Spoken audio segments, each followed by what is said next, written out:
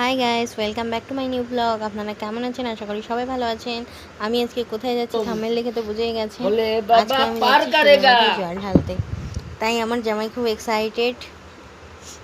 ও bomb হলে বলছে এই দেখুন পৌঁছে গেলাম বোম হলের এখানে। আমরা টোটোতে করে প্রথমে গিয়েছিলাম, যাওয়ার পরে দেখি প্রচণ্ড ভিড়। টোটো আমাকে মাঝ রাস্তায় নেমিয়ে চলে গেছে। এই দেখুন কত ভিড় ওখানে যাওয়ার জন্য। এত ভিড় যে এই মাথা থেকে এই মাথা আমরা যে হেঁটে যাচ্ছিলাম তারও ঢোকার মতো কোনো জায়গা পজিশনই ছিল না। তাও আমরা এই সাইড সাইড দিয়ে আস্তে আস্তে হেঁটে যাচ্ছিলাম। তারপরে একটু ভলেন্টিয়ার্সগুলো একটু টোটোগুলো একটু সাইড করলো, তবেই মাঝখান দিয়ে যেতে যেতে পারছিলাম। আর যেতে যেতে দেখুন সবাই ভিডিও একটু করছিলাম, কারণ আপনাদেরকে দেখাতে হবে কত লোক। বাপরে বাপ, লাস্ট সোমবার ছিল এই জন্য এত বেশি আরও প্রচণ্ড লোক হয়েছে। আর যে মন্দিরে আমি জল ঢালতে যাব একটু পরে দেখবেন কত লম্বা লাইন দিয়েছে। দাঁড়ান দেখাচ্ছি। আর এখানে প্রসাদ বিতরণ হবে দেখে যেই যে জল ঢেলে এসেছে তারা দাঁড়িয়ে আছে প্রসাদ নেবে বলে। এই দেখুন কত একটা লম্বা লাইন এখান থেকে শুরু হয়েছে, আরও অনেক দূর থেকে শুরু হয়েছিল। আমি এখান থেকে ভিডিওটা বানানো শুরু করেছিলাম।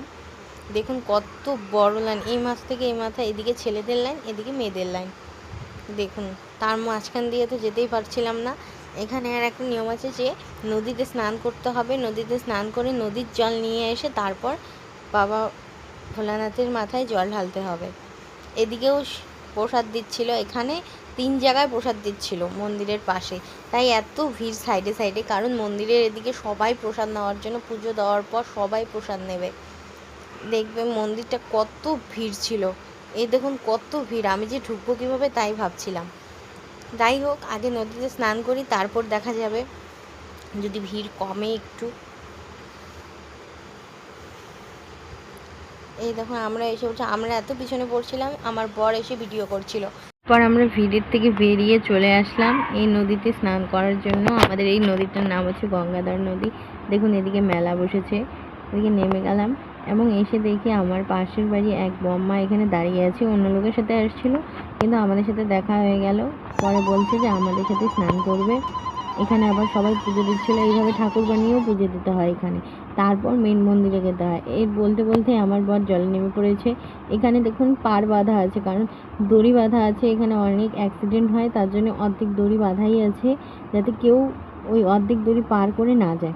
এই দেখুন ওই ছেলেটাও দড়ি ধরলো, কারণ ওইদিকে গেলে অথাও জল, বলে দেওয়াই হচ্ছিল বারবার করে। তারপর আমরাও নামবো এখন, কারণ আমরা তো এদিকে লাফিয়ে নামতে পারিনি, তার জন্যই ওদিক সাইডে একটা পার কাটা ছিল, ওখান থেকেই নামছিলাম। আমি তো নামতেই পারছিলাম না, প্রচণ্ড জায়গাটা এরকম স্লিপ কাটছিল যে যখন তখন পা স্লিপ হয়ে যেতে পারে। তাও সবাই আমাকে ধরে ধরে নামিয়ে দিল। মা, এই বম্মাটা সবাই এগিয়ে যাচ্ছিলো। এখানে আবার নিয়ম হচ্ছে কি, একটা মূর্তি বানাতে হয় যেটা বালু দিয়ে, তা ওখানে পুজো করতে হয়।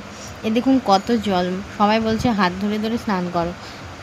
আমি স্নান করে নিলাম, কিন্তু এখনও চুল ডোবেনি, তাই বারবার বলছিল আবার স্নান করতে। আমি বললাম তোমরা স্নান করে নাও, তারপরে আমি স্নান করছি। ওরা ডুব দিয়ে দিল, এরপর আমি দেব। আমার স্নান হয়ে গেছে বলতে গেলে, আবার ডুব দিতে হবে। আমি বাড়ি থেকে স্নান করে গিয়েছিলাম, কিন্তু সেখানে গিয়ে আবার স্নান করতে হবে। সবাই পুজো দিচ্ছিলো, দেখা তো কত ভিড় এখানেও। মন্দিরে তো ভিড়, তাছাড়াও এই পাড়গুলো তো অনেক ভিড় ছিল।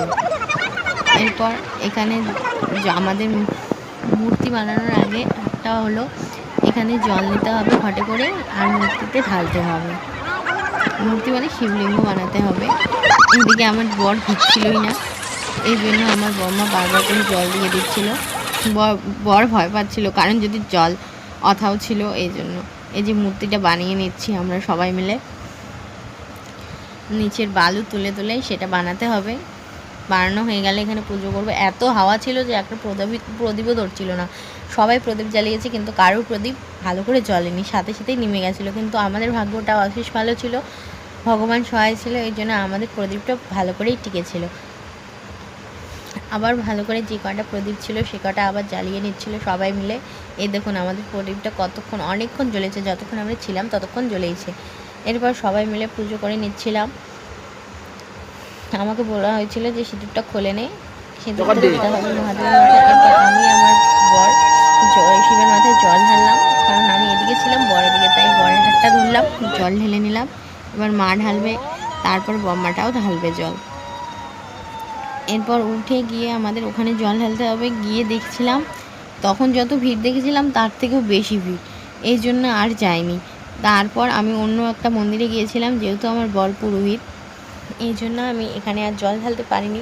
আমি গিয়েছিলাম তার সাথে একটা মন্দিরে পুজো করে, সে ওখানে গিয়ে জল ঢেলেছিলাম। এই দেখো বলতে বলতে আমাদের পুজো কমপ্লিটও হয়ে গেছে। এখানকার সবাই প্রণাম করে নিচ্ছিলো, আমি প্রণাম করেছি, সেটা ক্লিপ আর নিতে পারিনি। যাই হোক, ওরা প্রণাম করছিল, সেই ক্লিপটা আমি নিয়েছিলাম, তোমাদেরকে দেখালাম। মা প্রণাম করে নিচ্ছে, বাপরে কত প্রণাম। এরপর ওখানে তো আর জল ঢালতে পারলামই না, যেহেতু তাড়াতাড়ি করে বাড়ি যেতে হবে। দেখি এখানে প্রসাদ দিচ্ছে, তো আমার বোন বলে দিয়েছিল যে প্রসাদ নিয়ে আসবে। আমি তো এখানে জল ঢালবো না, ওখানে জল ঢালবো।